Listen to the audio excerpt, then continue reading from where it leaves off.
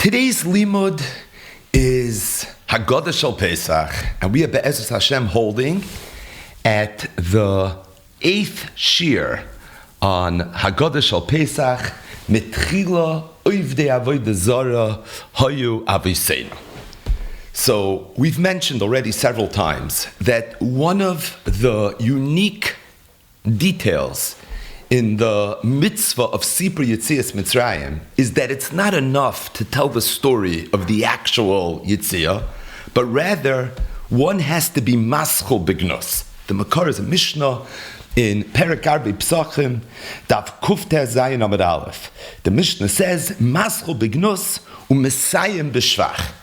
We also mentioned that there's a machlokes Rav and Shmuel in the Gemara what the definition of gnus is. My gnus, says the Gemara. Rav says mitchila ivdei avodah zara hayu aviseinu. V'Shmuel Amar avodim hayinu. We also mentioned that the minig Yisrael is that we are mekayim both the shita of Rav and the shita of Shmuel. And although usually when there's a machlokes Rav and Shmuel, we don't do both. Rather, there's very clearly defined guidelines in terms of how we go about being machrir the machlokes. If it's a question of dinei mamanis, the halachas like Shmuel. If it's a question of anything else, the halachas like Rav. But when it comes to the Leil HaSeder, we make shalom between Rav and Shmuel, and we're mekayim shneim. We're mekayim the maschol b'gnos of Rav, and we're mekayim the maschol b'gnos of Shmuel. Now, ironically, first we're mekayim the maschol b'gnos of Shmuel. The reason it's ironic is because based on klolei apsak, you would think this is not choshen mishpat. We're not learning Bava Kama, Bava Metzia, Bava Basra, so you would think the halacha would be like Rav. So even if you want to be Mekayim Shneim, but Rav, Loi Mishpat HaBechayr, but that's not what we do. First we start with the Maschol B'gnos of Shmuel, Avodim Hayinu Luparid Mitzrayim, and it's only after we complete the narrative in the world of Shmuel, we shift, and we then focus on the narrative according to Rav, fanging unfen unfang, starting with Mitchila Ivdei Avodah Zara Haya Aviseinu. Which means that really, if you're going to do this properly, when you come to this part of the Seder, when you come to Mitchila Ivdei Avodah Zara Haya Aviseinu, the way you're supposed to preface it is the same exact way the Tata prefaces Avodim Hayinu L'Par B'Mitzrayim, and that is, in the Teretzes, everybody starts the Seder. Everyone that speaks Yiddish starts the Seder, the Avodim Hayinu part with in the Teretzes. Really? You're supposed to insert the words in the Teretzes. Right here, Mitchila Ivdei Avodah Zara Haya Aviseinu. There's really no connection with Mitchila Ivdei Avodah Zara Haya Aviseinu and Darba Bonim and Yochem Rosh Chodesh and Baruch HaMakim and Avodim Hayinu. In fact, this is a new beginning. We start the process of telling our children the story of Yetzias Mitzrayim twice. The first time, Avodim Hayinu, which ends with the Braisa Yochem Rosh Chodesh. The second time is Mitchila Ivdei Avodah Zara Hayu Aviseinu. So when we started the Maschol B'gnos, Aliba de Shmuel, Avodim Hayinu L'Par B'Mitzrayim, we prefaced it with a little bit of an introduction, some Torah Shebal Peh, so to speak. I think it's kedai to follow that pattern. And really, before we dive into the words of the Bal Haggadah, Mitchila Ivdei Avodah Zara Hayu Aviseinu, just to set it up a little bit, Bal Peh, so that we have a better feel for what exactly we're going to say, what exactly the objective of starting from this point really is.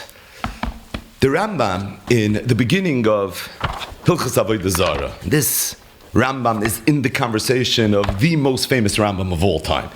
He talks about the history of Avodah Zara. The Rambam says that when HaKadosh Baruch Hu created the world, Adam, Chava, and the very first generations of Brias Ha'olam, everyone understood that there was one creator of the world. Everybody understood that a person's tachlis was to serve and to thank that creator. However, Bimei Enosh, the Rambam says, there was a tremendous ta'os that the people made.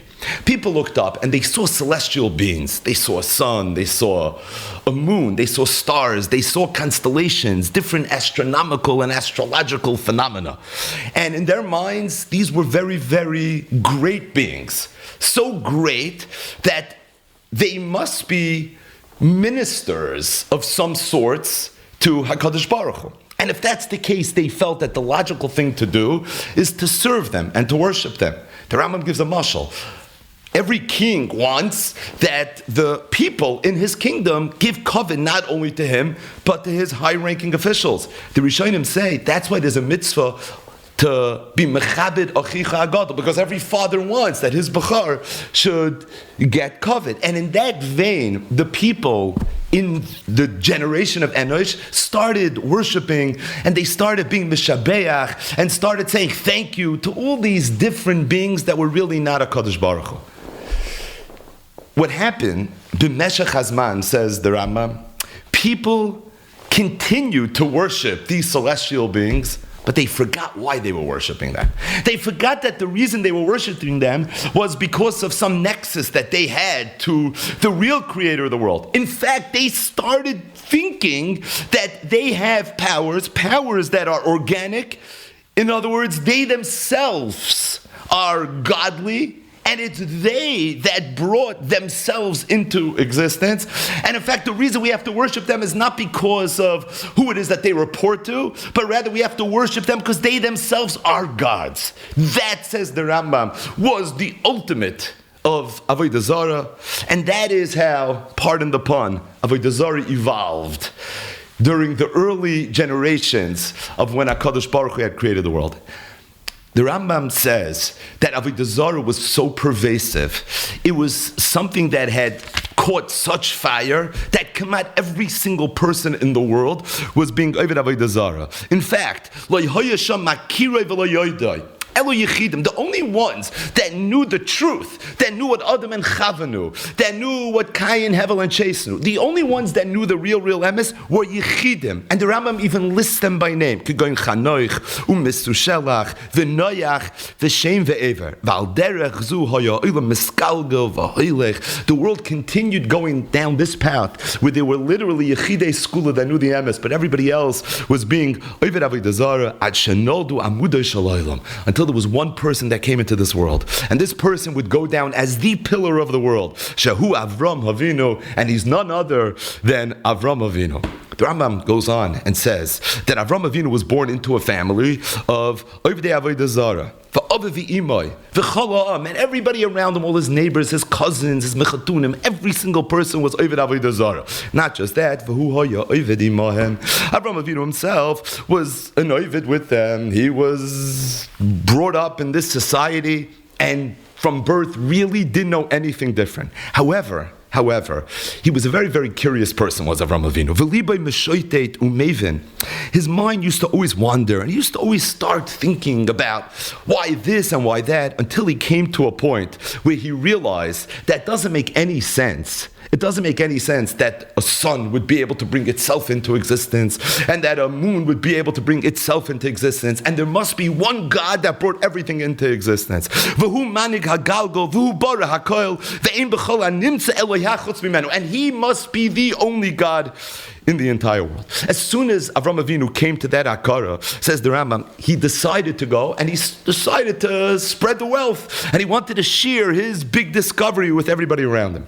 But it didn't go over very, very well. In fact, he was forced to publicly debate people. In fact, the Rambam says it reached a point where the king of Ur-Kasdim at the time ordered and decreed that he be thrown into a kivshan ha'esh, what we know as the Ur-Kasdim, and Avram Avinu miraculously was able to make it out alive, but he became a fugitive because of the disruptive philosophy and theology that he was going and he was preaching, to the point where he was forced to run away from his mother country, and he had to start wandering around the lands. And wherever he went, says the Rambam, he would go and he would teach this message. A message, says the Rambam, that the world once knew, but that the world had forgotten.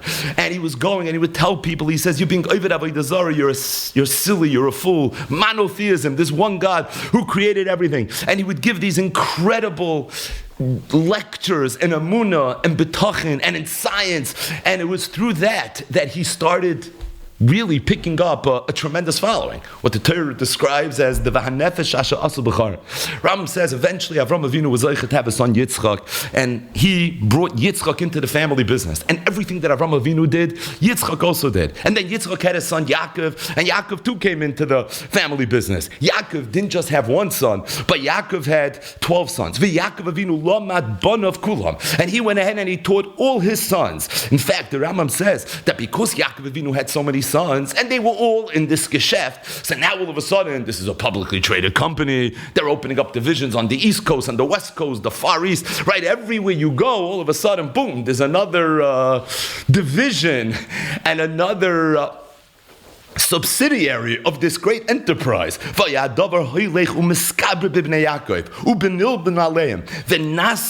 to this lashon. And all of a sudden in the world there was an ummah, an entire nation, a folk, that knew HaKadosh Baruch Hu. Believe it or not, there was a Jewish people before there was a Jewish people. In the times of Yaakov Avinu, Avram Avinu's avodah had picked up with such great intensity that the Rambam says there was an ummah in the world that was Yoidas es Hashem.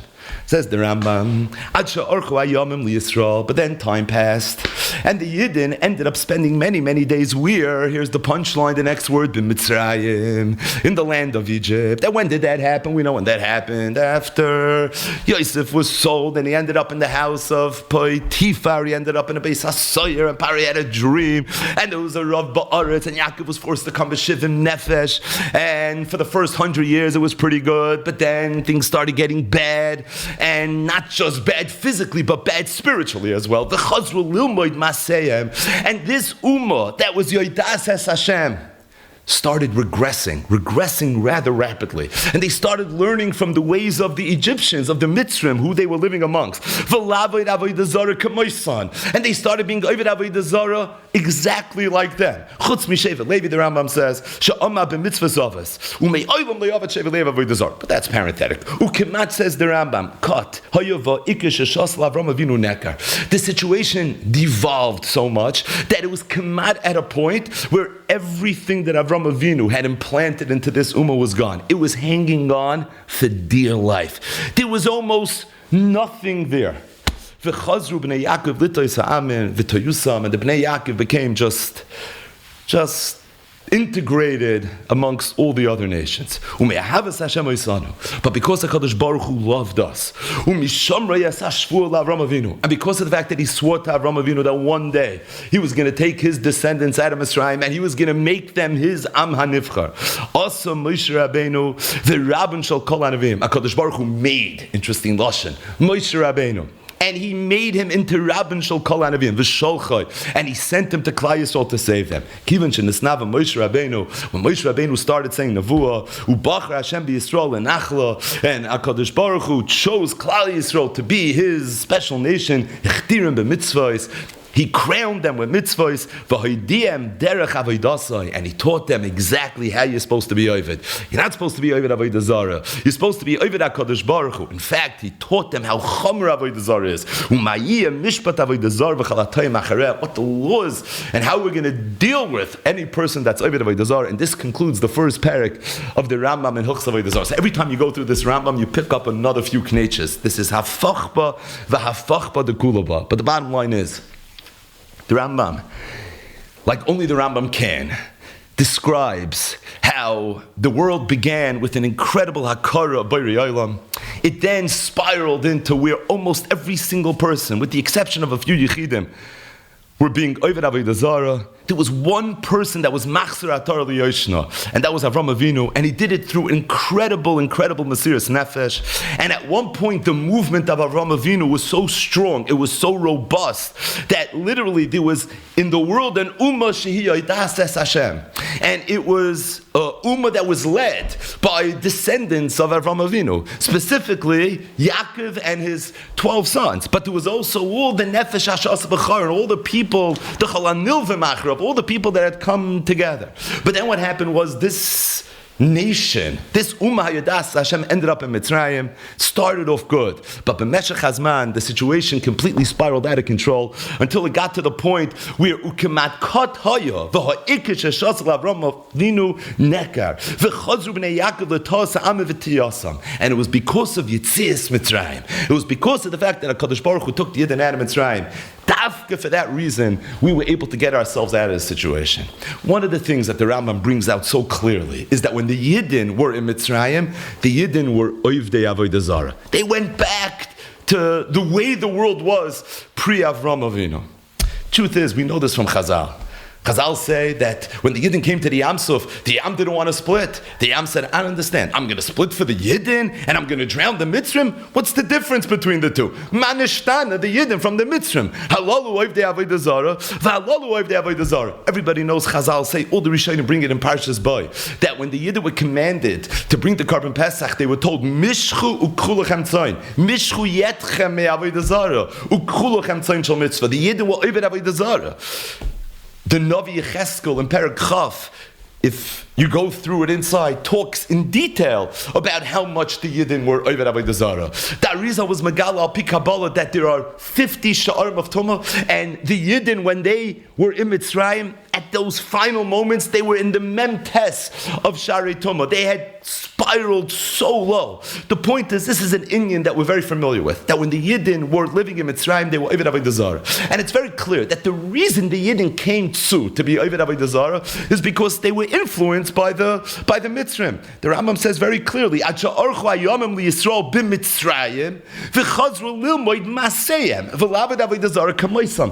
fact that the Yidden became Ovdei Avodah Zarah wasn't in a vacuum. It's because they were Nebuchadnezzar Golas. They were living in Mitzrayim. They were living in a place that was Shtufei Avodah Zarah, and as a result, a person is mushpa from his seviva, and that's exactly what happened to the Jewish people. Now, when we learned the Chumash Yurim in Parshas Shmois, Va'era, Boi B'Shalach, we talked a lot about the Avodah Zarah of the Mitzrim, Egyptology, how they worship the Avodah Zarah known as Ra, and how they worship the constellation of the Seh, and different details related to the Avodah Zarah, and how a lot of what the Yidden were commanded to do, specifically with the Karban Pesach, was to be Oiker, the Shroshim Avodah Zarah that was very, very much embedded in their conscience. But here's the point. The point is that when the Yidden were in Mitzrayim, the Yidden were in a physical galus. The Yidden were Avodim Hayinu Lepar b'Mitzrayim, but the Yidden were also in a spiritual galus.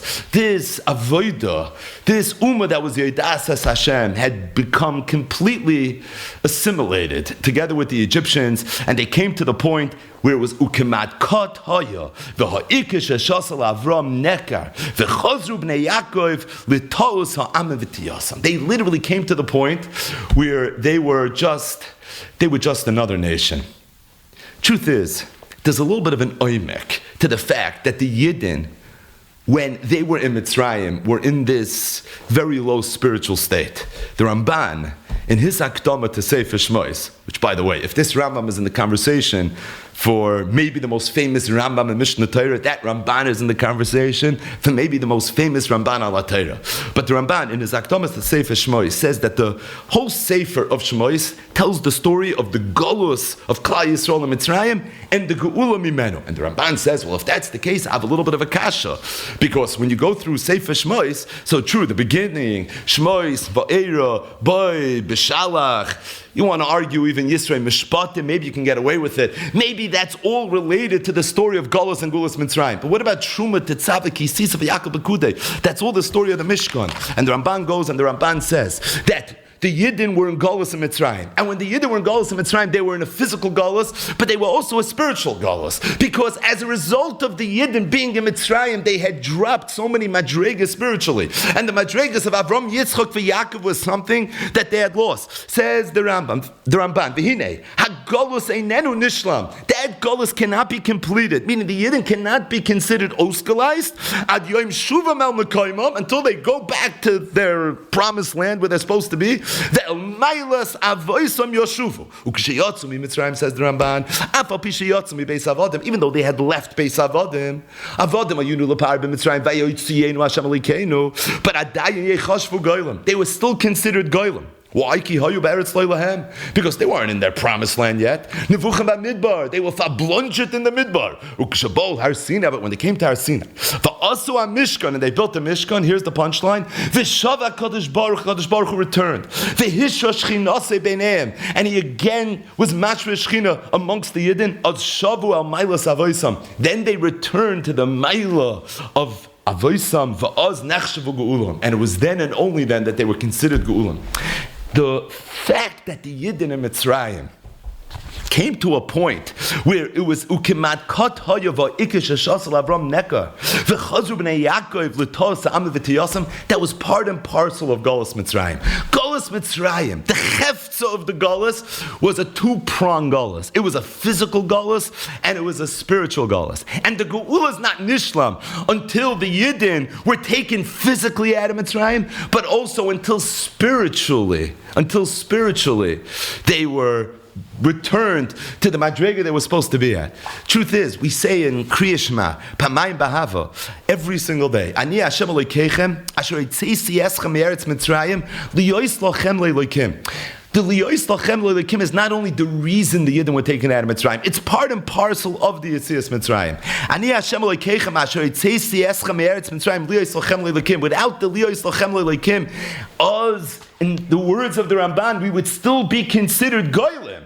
You know, when we're geulim, when we leave Mitzrayim, and it's Liyois Lachem Le'Elokim. Leaving Mitzrayim, we're not avodim anymore. We're not in the sviv of that bad hashpah, but at the same time, until we were chazru l'maylos avoisam, until HaKadosh Baruch Hu was ready to be mashra Shechinasi beinenu, until the Eibishter felt we're again that ummah that's worthy of being Yoidas Es Hashem.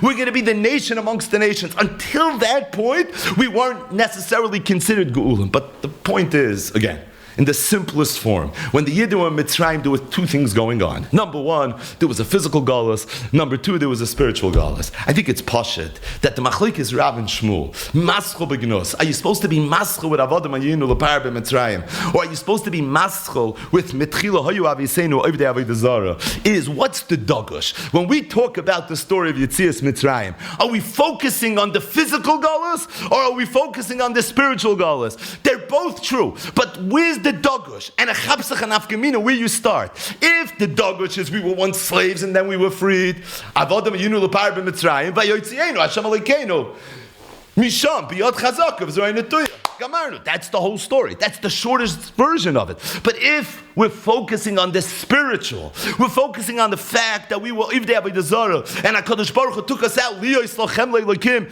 So then a more appropriate place to start would be Mitchila Ivdei Avodah Zarah Hayu Aviseinu. And then Avram Avinu came and he was Makir. And then we went back to being Ivdei Avodah Zarah. And then HaKadosh Baruch Hu was Kervanu Hamakim L'Avodah. HaKadosh Baruch Hu went and he brought us back where Maschol Bignus Umesayim b'shvach in Shita Shmuel. That's a dogush, that's a focus on the physical. We're maschol b'gnus umesayim b'shvach, like Rav, mitchila ivdei avodah zarah hoya aviseinu, va'achshav karvanu ha'makom l'avodah. That's 100% spiritual. The maschol b'gnus part and the mesayim b'shvach part. And it could be that's the oimik of why we're mekayim, both the Shita of Rav and Shmuel. It could be if these were just two different starting points, but really with the same objective, so we would pick the one that we liked the most. I think we'd probably paskin like Rav, but maybe not. I don't know, but that would be a reasonable way of approaching this. But really, there's two different nakudas going on over here.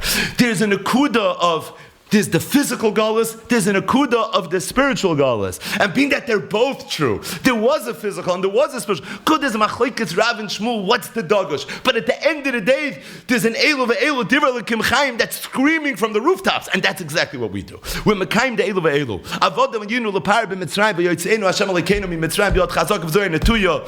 We were slaves, we were freed from slavery. There was a physical galus and then a physical redemption. Mitchilu ovdei avodah zarah hoya v'yiseinu v'achshav karvanu ha'makom we were spiritually devoid, and then HaKadosh Baruch Hu brought us close to Him. He made us His Am HaNivchar. That's the spiritual galus and geula mimenu. These are the two things that we do. And without further ado, we're just going to read a little bit from the Haggadah in the teretzes, mitchila, oivdei, avodah zara, hayu aviseinu. In the beginning of time, our Zaydis were oivdei avodah zara. But now, because of Yetzias Mitzrayim, HaKadosh Baruch Hu took us out, Lias Lachem Le'Lekim. He showed us Nisav and flies.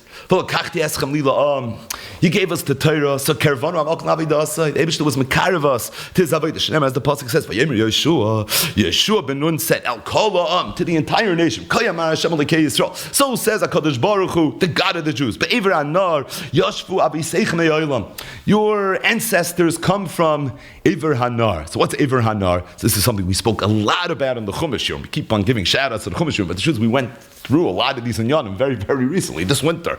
But the story of the Jewish people, which begins, of course, with Avram Avinu, starts Me'ever Hanar, which literally means on the eastern side of the Euphrates River.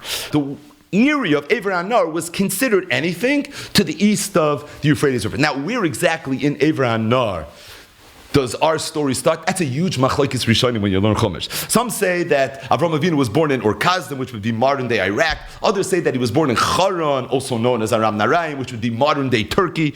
But Hatzad Hashava Shabehen, Avram Avinu came from the east of the Euphrates. Either way. So Yeshua ben Nun says that Be'ever Hanar Yashvu Aviseichem Me'olam. Terach Avi Avram. Terach, who was the father of Avram. V'Avi Nachar, he was the father of Nachar. By the way, he was also the father of Haran, who does not get a shout out in this pasuk. V'Yavdu Elihim Acherim. But they were oivdei avodah zara. Va'ekach Avichem es Avram me'ever Hanar. I, says HaKadosh Baruch Hu, took your Zayda, Avram Avinu, from Ever Hanar, va'ilech oisai b'chol eretz Canaan. And I literally led him through the land of Canaan. Now, when was this? Va'ekach Avichem es Avram me'ever Hanar. Lech lecha. What does it mean? Va'ilech oisai b'chol eretz Canaan. So there's many psukim in the Torah, but the one that jumps out is kumes chalech ba'aretz la'arko l'rachba ki l'cha tenena. There's mandamer in Bava Basra Tavkuf that Avram Avinu was koina shitas Rabbi Eliezer Eretz Yisrael with hiluch. So va'ilech oisai b'chol eretz Canaan. Va'arbe zaroi va'etem le'etz Yitzchak. And I multiplied his descendants. I even gave him a son Yitzchak. Va'etem le'Yitzchak es Yaakov es Esav.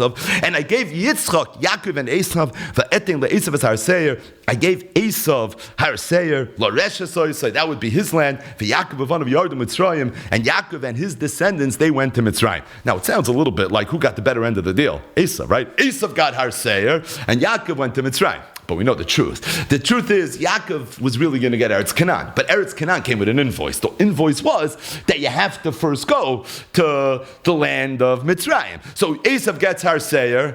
Looks like Esav won. It's always the way it looks in Olam Hasa. Yaakov is Yardu Mitzrayim. But the truth is, Yaakov is going to Mitzrayim so that ultimately he's going to be able to get the land of Canaan. Let's hit the pause button for 1 second. Two very short hours. The first is from Maran HaGriz. The Brisker Rav said, Metchila ivdei avodah zara hoya aviseinu.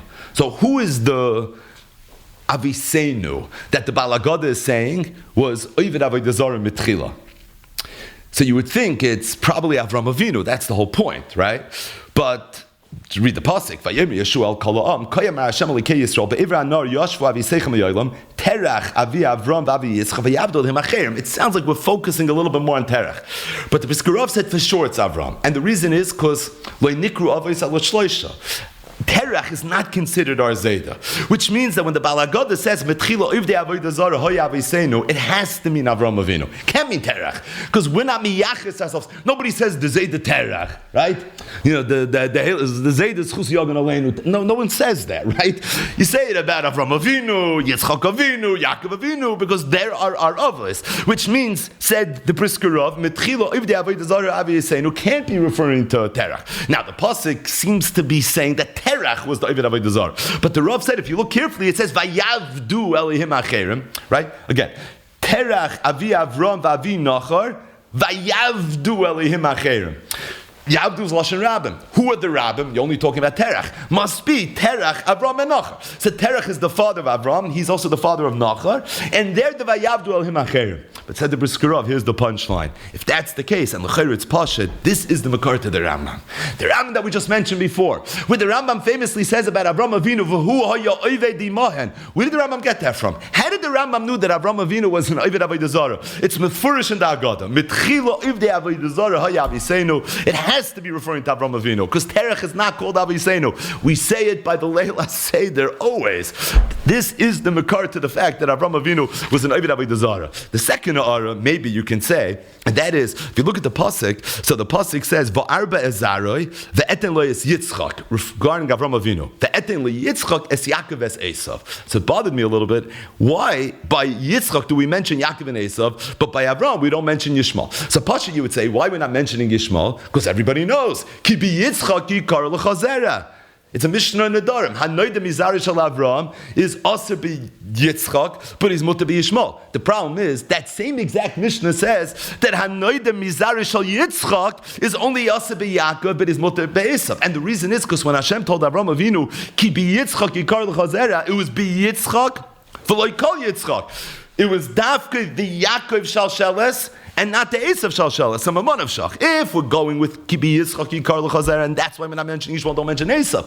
And if we're not being sensitive to that, and that's why we're mentioning Esav, you should mention Yishmael as well. But I think this might be a Raya Nefla to the Shita that Magen Avram brings in Hilchos Rosh Hashanah in Siman Tov Kuf Tzadik Aleph, where the Magen Avram says that when HaKadosh Baruch Hu told Avram Avinu, Ki bi Yitzchak yikar l'chazera, bi Yitzchak v'lo kol Yitzchak, that was only klape Avram Avinu. Avram Avinu has one son Yitzchak, and that son Yitzchak has one son whose name is Yaakov. But klape Yitzchak, there was never ever any limitation in terms of whose his children would or wouldn't be. And Yitzchak's children include not only Yaakov, but Esav as well. Who was told Ki bi Yitzchak yikar l'chazera, bi Yitzchak v'lo kol Yitzchak? It was Avram Avinu. It's all klapi the yachas to Avram. Aber was negei Yitzchak? This is a big lumdus. There Yitzchak has a Yaakov and he has a Esav. So va'arbe zaroi ve'eten lo es Yitzchak. Ki bi Yitzchak yikar l'chazera. Ve'eten li Yitzchak es Yaakov es Esav is not klapi Avram. It's klapi Yitzchak. Yitzchak was leicha to a Yaakov and an Esav. I ki bi Yitzchak v'lo kol Yitzchak. That's all klapi Avram. That's not klapi Yitzchak. Could be the Haggadah is a maramokim nefla. Think to that shita that's brought down in the Magen Avram. But either way, Baruch Shomer Haftachas Yisrael Baruch Hu. Sha'akadosh Baruch Hu Chishev es haketz. By the way, notice we had Baruch Hamakim Baruch Hu. Baruch Shenas and Torah L'Am Yisrael Baruch Hu. Right, there's a little symmetry here. Baruch Shomer Haftachas Yisrael Baruch Hu. I would imagine that Rabbi Reuven Margolis heard that the way it was once read in the Haggadah was Baruch Hamakim. Everybody yelled Baruch Hu. Baruch Shenas and Torah L'Am Yisrael. Everybody yelled Baruch Hu. So I'm stomach here too. Baruch Shomer Haftachas Yisrael Baruch Hu. Either way, HaKadosh Baruch Hu Chishav es haketz, because HaKadosh Baruch Hu made a cheshbon with the kates. Last is Kamash Amal Avram Avinu b'Snei Absarim to do with Avram Avinu what he had told him he was going to do by the Bris Bein Absarim. Shem, the pasuk says, "Vayomer LaAvram." HaKadosh Baruch Hu told Avram, "Yodoya Teitik Yigei Yizarach Be'eretz Leilahem." You should know that your descendants are going to be strangers in a land that doesn't belong to them. Va'avadim, they're going to be slaves. V'inu oisam, and they're going to be subject to torture for 400 years. But you should know that the nation that's going to give them tzar is I'm going to bring them makis, I'm going to punish them. And afterwards they are going to leave b'rechush gadol. So after we mention this opening paragraph, we then say Baruch Shomer Haftachasai Yisrael Baruch Hu. So what does this mean? It's going behemshich to the previous paragraph. The previous paragraph, which are really psukim in Yeshua Perach of Daled, and ve'eten liYitzchak es Yaakov es Esav, ve'eten leEsav es Har Seir l'Reshes Oisai, ve'Yaakov uvanov yardu Mitzrayim. So Yaakov uvanov went where? They went to Mitzrayim. Okay. Forever? No. At some point, they were going to leave Mitzrayim. And that's what happened by Yitzias Mitzrayim. HaKadosh Baruch Hu, of course, orchestrated Yitzias Mitzrayim. Hence, Baruch Shomer Haftachasei Yisrael. We're praising HaKadosh Baruch Hu for the fact that he kept his promise, which was, now when exactly did that promise take place? It took place by the Bris Bein Absarim. Just to refresh our memory, and this is also something that we went through Be'iyun in the Chumash Shiurim. The Bris Bein Absarim was one of the many times that HaKadosh Baruch Hu had promised Avram Avinu that he was going to have children and that they were going to Yarsh in Eretz Yisrael. But from all the Haftachas, this is the Haftacha with the Hey Hayediyah, where he was told that you're going to see that eventually everything that you're supposed to get, you're going to get. And it was a haftacha, there was a shvuah involved, there was a bris involved, and really it's because of that bris and that shvuah that HaKadosh Baruch Hu ultimately took the Yidden out of Mitzrayim, and that's Baruch Shomer Haftachasei Liyisrael. That's Pashut Pshat and what's going on over here. What does it mean, HaKadosh Baruch Hu Chishev Es HaKetz? What's the taich? HaKadosh Baruch Hu Chishev Es HaKetz. I even taich it, right? Cheshbon, the end, what does that even mean? What? HaKadosh Baruch Hu said 400 years, so you knew 400 kept score, right? Is that what it means? If you look at the Vilna Gaon's Haggadah, the Gaon says a davar nifla, a yisoid. The Gaon says that we know that the Geula Asita, can happen either Be'ita or Achishena.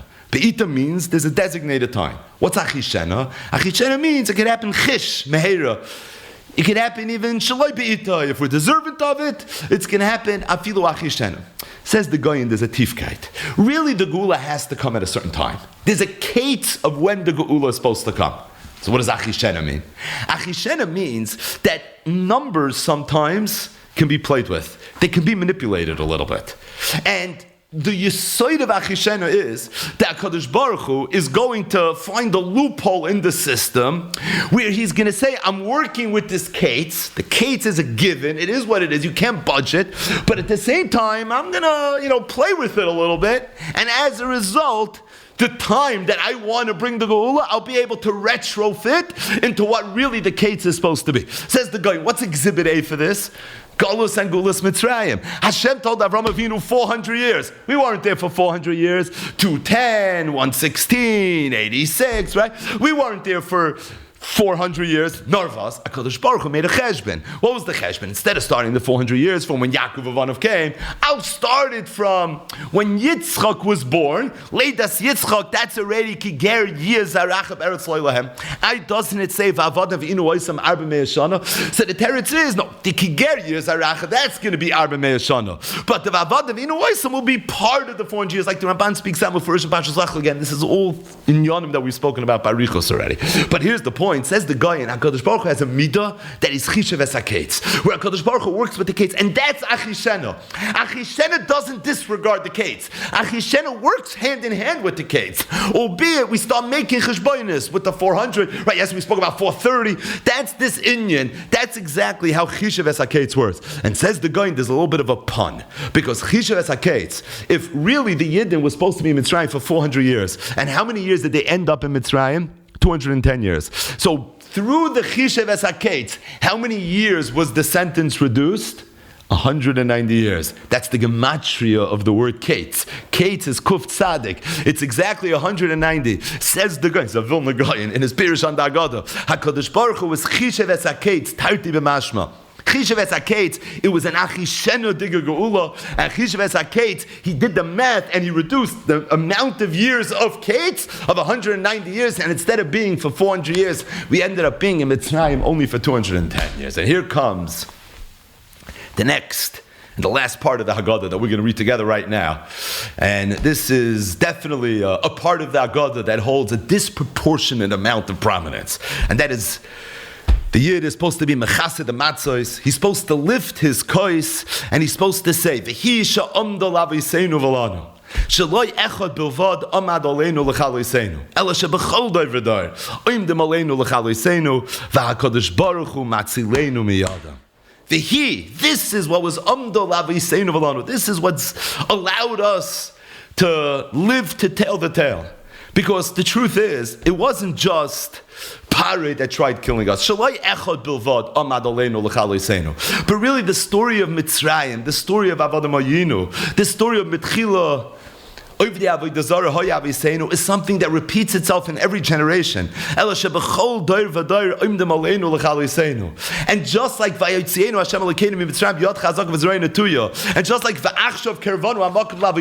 is something that repeats itself in every generation. And this is the declaration that every single Yid has been making at his Seder for 3,338 years.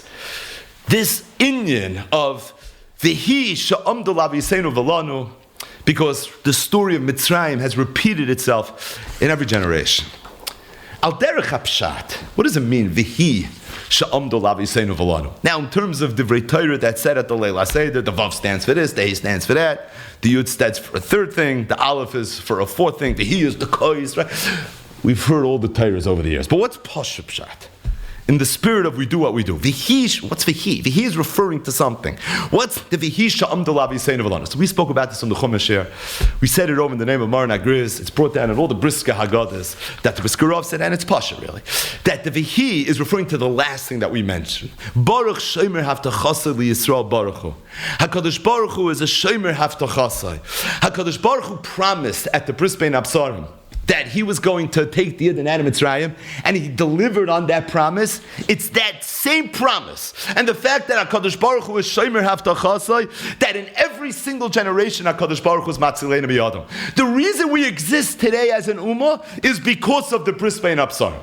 The Bris Bein Absarim is our source of oxygen. It's our Chiyas and Golas. The Bris Bein Absarim, which was the Siba for Gulas Mitzrayim, it's that exact haftacha and that exact siba that keeps us going, keeps us alive up until this very day.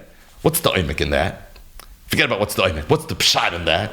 The Bris Bein Absarim was the Yidden would be in Mitzrayim for 400 years, and at the end of the 400 years,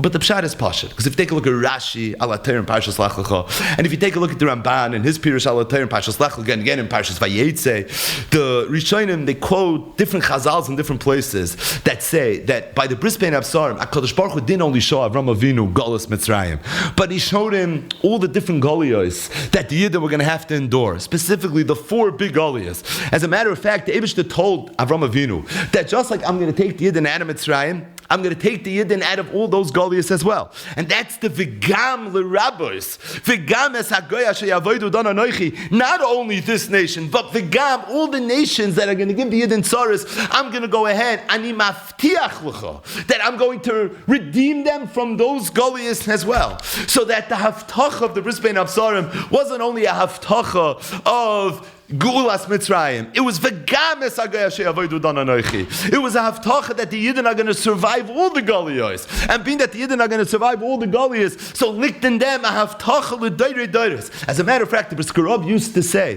that the Gemara says at Shmuel's Memra in Shabbos Daf Nun Hey Amud Aleph, Tammuz Chosavis. There's no more chosavis. It's a kasha. Tammuz chosavis. Then how come in Shemona Esrei we say v'zoicher chazdei avos u'mevi goyel of nevenem? What's that all about? I thought Tammuz chosavis says Tosfos. Chus avos tamu, but the bris avos was like tamu.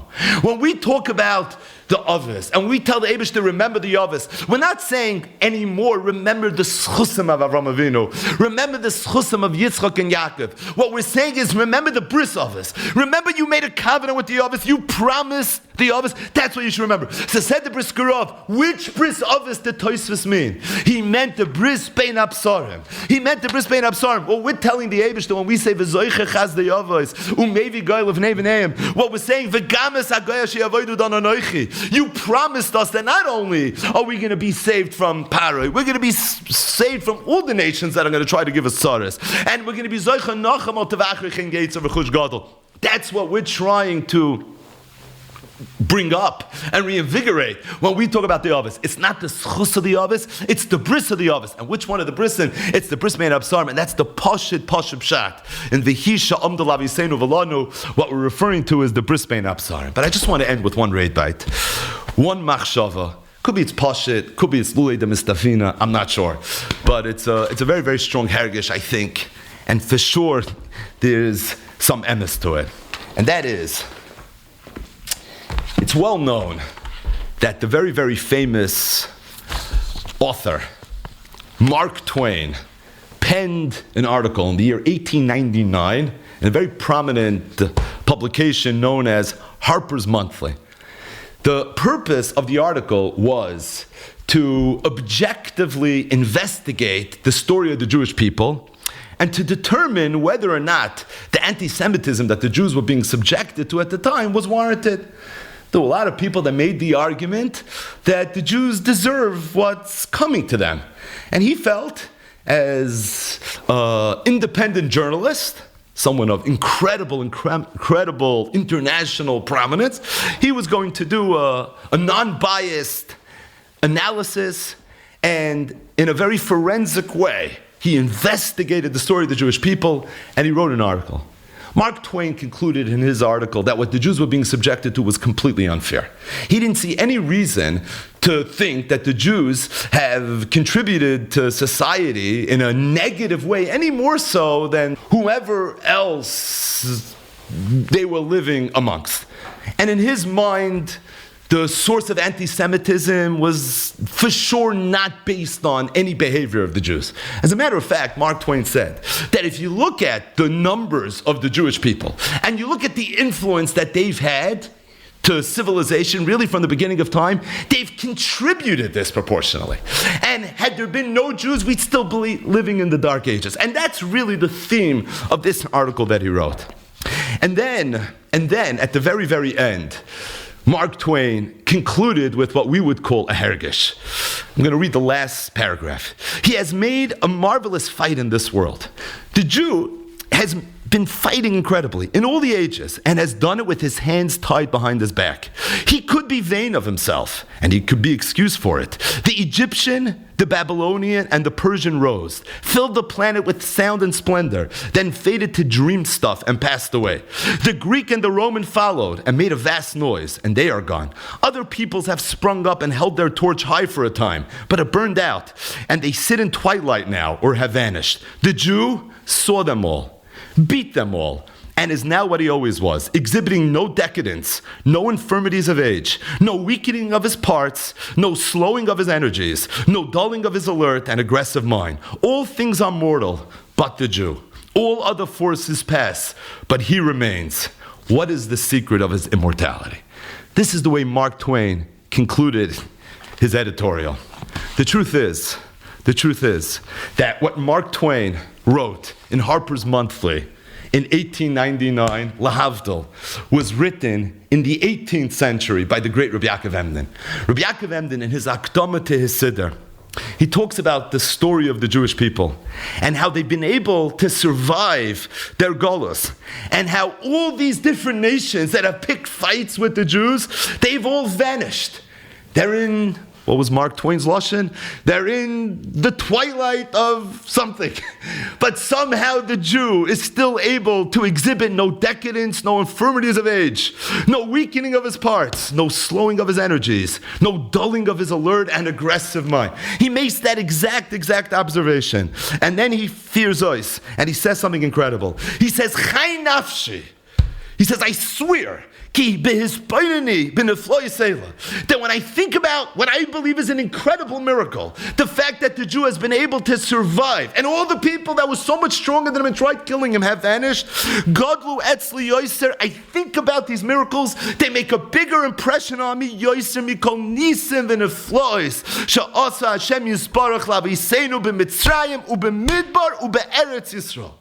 He says, when I think about the history of the Jew and how they've been able to survive the last 3,338 years, he said, I'm being honest with you, I'm making a confession. I get a bigger chizuk and amunah from that, Dr. Yaakov Emden, when I think about all the nisim and the floys that took place by Yetzias Mitzrayim. He said, he gets a bigger chizuk from this than even from the nisim and the floys by Mitzrayim. So here's my hergish.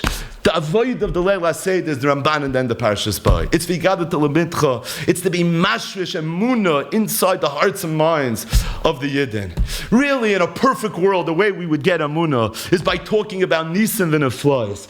But the emes is b'meshach hadayris, 3,338 years. Sometimes abissal shver. Sometimes it's a little bit hard. But the emes is another way you can come to amuna. And a way that Rabbi Yaakov Emden said in his mind, he even gets a bigger inspiration from that. And that is says, when I think about the fact that the Jews have been able to survive the Gullus, and that all the people that tormented them and tried annihilating them, they're all gone, but the Jew is still here. And that's something that's mechazik the Emunah in a nifladig way. So at the Leil HaSeder, when we're talking about Emunah, what we say is, V'hi sha'amda laviseinu v'lanu, shloi echa bilvad, Amar aleinu l'chaloseinu, ela shebechol davar dar, imdem aleinu l'chaloseinu, v'akadosh baruch hu matzilenu miyadam. Why does this get such a prominence? Because this ties so perfectly into the mission statement of what the entire avoid of the Leil HaSeder is. The avoid of the Leil HaSeder is to be mechazik Emunah. And really from this idea, from Shaloi Echad B'dvad Amad Aleinu L'chaloseinu, Ela Shebechol Dar V'dar Imdem Aleinu L'chaloseinu V'akadosh Baruch Hu Matzilenu B'yadam, Ein Locha Chizik Be'emunah Gedoyla Mizu. The chizik that we get from that is absolutely tremendous. And I think it's a hergish that ties the V'hisha Amda into the core avoid of what the Leil HaSeder is all about. You know, it's interesting, by the Seder, we said that we make a zeicher for the Cheres and we make a zeicher to the Vayimaros Chayim. We eat matzah because we left Mitzrayim b'chipazon. We eat maror because it was Vayimaros Chayim. And Kipshutai, the chizik of Emunah doesn't come from the Vayimaros Chayim. The chizik of the Emunah comes from the b'chipazon. But the truth is, when you think of Jewish history and you think of all the Vayimaros Chayim that the Jews were subjected to, I'm just looking around the world now. The Yidden went and they tried defending themselves, and the whole world, there was rioting going on at the universities all over the United States, the entire world. And then 2 years later, you have right? We could talk openly. In Iran, that killing tens of thousands of people, nobody said a word, because nobody cares. Nobody cares, it's always the Jews. And when you think about that story, how we get singled out, we're not allowed to do anything. It's shebechol day v'day, oimdem aleinu l'chaloseinu. When you internalize that, it makes you wonder, why the Jew? What's the story of the Jew? Vos epis the Yid. And really, Yaakov said he gets a tremendous chizik from that. David HaMelech said, Shiftecha, Meshantecha, Hema Yanachamuni. That sometimes from the clap and from the patch, you can get a tremendous nachama. Ubefrat, when we survive all the patch and the clap. And befrat, when all the people that have started up with us and have shepherded with us, they're all gone, and we've somehow lived to tell the tale. I think the Vayimaros Chayim component of the Haggadah, it ties into the chizik of Emunah, just like the bechipazon part of the Haggadah ties into the story. The Vayimaros Chayim, in hindsight, after we left, is again a raya nefla to Netzach Yisrael lo yishaker. And really, we say the V'hisha Amda. We say the V'hisha Amda Pashit, it's like a agav dig a shout out. We mentioned the Bris Bein Absarim, you should know, in every generation. I think it's very sussum. It's very awesome, but the truth is, it ties so much into what the objective, what the mission statement, what the avodah of the Leil HaSeder is. We say the V'hisha Amda to be mechazik the Emunah. We say the V'hisha Amda to declare, holding a glass of wine, what is the secret of his immortality? You know, Mark Twain left us with a question that in many ways is the fifth question of the Manashtana. What is the secret of his immortality? And the teretz is, v'hakadosh baruch hu matzilenu miyadam. That avoid of answering that question, what is the secret of his immortality? V'hakadosh baruch hu matzilenu miyadam. That's what the Leil HaSeder is. That's what it's all about. It's just keep on coming back from different angles to this idea that HaKadosh Baruch Hu saved us then. HaKadosh Baruch Hu matzilenu miyadam. And again, our tefillah is, we're waiting for the time where we're going to get chizik again from the Nisav and the Flois. Ki meitzeischa me'eretz Mitzrayim erenu neflois. We won't have to get chizik anymore from Mark Twain. We won't have to get chizik anymore from the tsaris that we've had to endure. But rather, we're going to get chizik from, again, openly, with an incredible see the fact that HaKadosh Baruch Hu is matzilenu miyadam.